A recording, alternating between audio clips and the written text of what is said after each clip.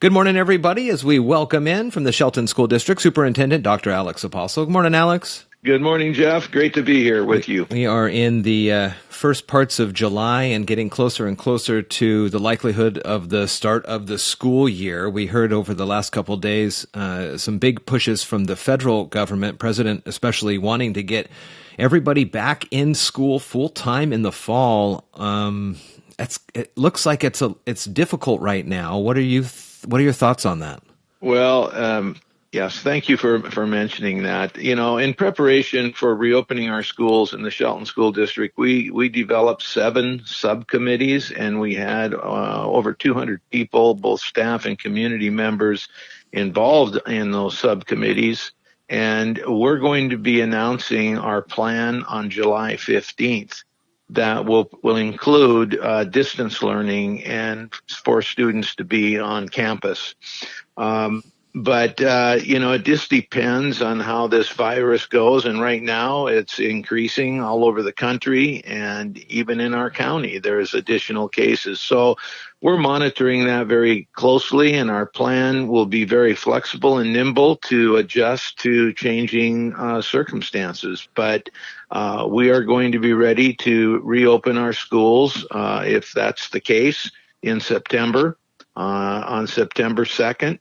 And move forward accordingly. So there are many unanswered questions as it relates to the virus, and in terms of that, we're being very careful how we're approaching the reopening of our school district. And of course, the number one priority continues to be the health and safety of our students, our staff, and our families. So it's not easy. It's very complex because the minute you go one direction, there's other challenges involved. You go another direction, and there's other challenges. So I'm very proud of our subcommittee members, our leaders of those subcommittees. They're doing a tremendous job. They've taken into account a number of different factors in developing our reopening plan. So I'm very excited to announce that plan on July 15th, and we're going to be presenting it, of course, to the school board, and we'll have open forum sessions to further define what that program is going to be all about. But I can tell you that I think we're right on the mark in terms of what's happening today and how we're going to reopen our schools. Throughout the week, we've been talking about other big events that have decided to cancel for the year, like the state fair. And so Spencer and I have been talking about this. And, this is a major undertaking that takes basically a year to plan a month fair. And so once you make these decisions, like you said, as soon as you make the decision, you're starting to go down that path. If you decide a certain way on the 15th and when you release what the plans are, how agile, nimble is that plan depending on the circumstances that we are not sure of 2 months down the road? Well, we've designed the plan to be very nimble. And yet be robust in terms of providing the very best educational program that we can. We're going to take direction, of course, from the health department, from the state of Washington, from OSPI, the Office of the Superintendent of Public Instruction. But we are developing plans that we can make adjustments based on circumstances. The plan for sure will not satisfy everybody. But I truly believe that everyone in our community understands the complexity of the situation that we're dealing with. But the number one priority is the health and safety of our people, our students, and to provide the very best educational experience possible. There's nothing better than students being in the classroom with the teacher and with staff. But at this point in time, that doesn't seem like a possibility for every student to be on campus. And so what we're doing is we're dealing with the reality of the fact that the pandemic is increasing at this time. But we're ready to do whatever's necessary to provide the very best for our students and families.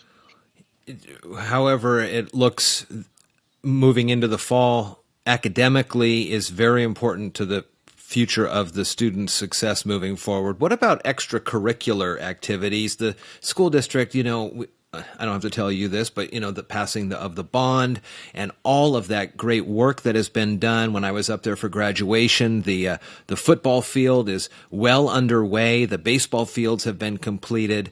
Sure. How is all that extracurricular activities, not just sports, but everything outside of the traditional school day, being looked at, either from the state or with your committees?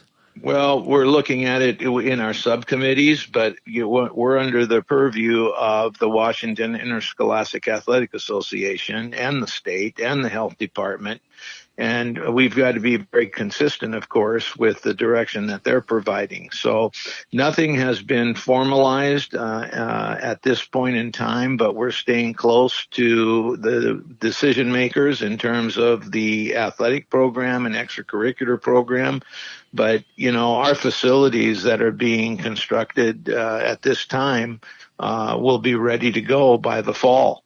I was up there yesterday and I saw tremendous activity going on, and it's going to be beautiful. I'm just hoping that we have the opportunity very, very soon to utilize those facilities. Yeah. But it's pretty exciting to see all the construction and the impact that that's going to have on our entire school district program. Well, the education aspect of how the whole country gets restarted is a huge topic of conversation, as parents need to be able to be comfortable with their jobs and their positions at their places of employment when it comes to distance learning, or if kids are going to be home. All of these business, education, government really needs to kind of get together, sit at the table and say, here's how it has to be done. And without one and total buy-in, I don't see that all three can't be.